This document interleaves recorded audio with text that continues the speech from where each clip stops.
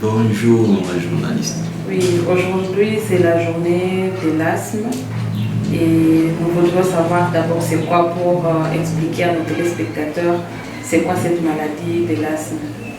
Merci. L'asthme, c'est une maladie qui touche les voies respiratoires. Et c'est une maladie allergique. Ça signifie que vous êtes en contact avec un allergène et c'est à ce moment-là que les voies respiratoires vont se rétrécir. Et en se rétrécissant, l'air a du mal à sortir. C'est comme ça que vous aurez la personne qui commence à tousser, il a du mal à respirer. Et ça vient surtout la nuit. Surtout la nuit.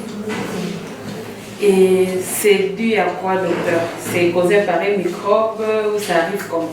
Bon, la plupart des temps, ce sont des personnes allergiques. Ça signifie que vous entrez en contact avec des poussières ou bien des substances auxquelles votre organisme n'est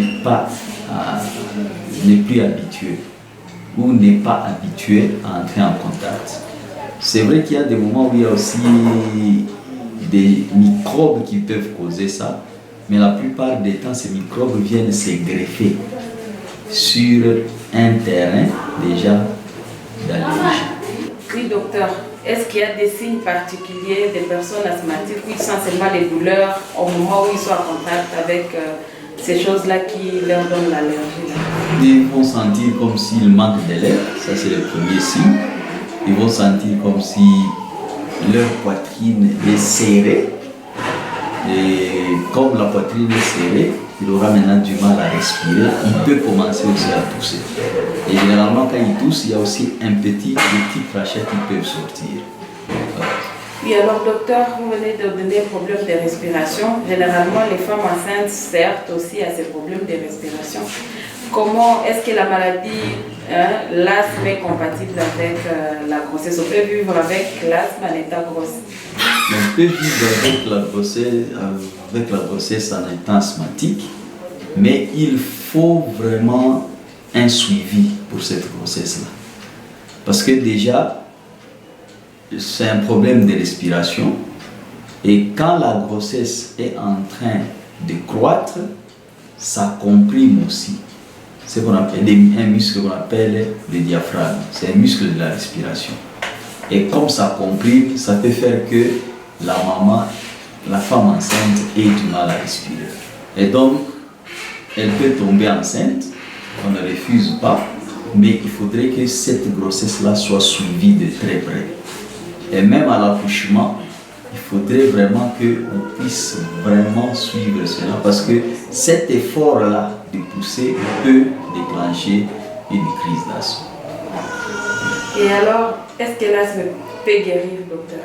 Ou c'est une maladie incurable? Bon, ici chez nous, on ne peut pas dire que ça peut guérir, mais il y a un processus qu'on appelle désensibilisation spécifique. Ça signifie qu'on découvre l'allergène auquel vous êtes exposé et qui peut donner la crise, et on vous soumet à cet allergène-là à des petites doses et on augmente progressivement. Et avec ça, vous allez vous habituer à vivre avec cet allergène et vous pouvez guérir. Mais ici, chez nous, c'est un peu difficile. Nous soignons seulement les conséquences et on fait tout pour qu'on puisse prévenir que cela n'arrive pas. C'est tout ce qu'on peut faire chez nous. Un conseil particulier à toutes les personnes asthmatiques, quel comportement adopter? Il faut qu'elles puissent éviter la poussière. Quand il fait froid, qu'elles puissent bien se couvrir.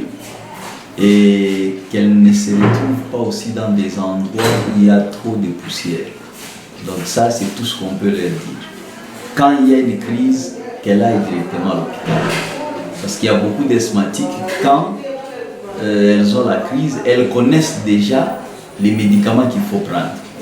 Or, ces médicaments-là, des fois, c'est dangereux.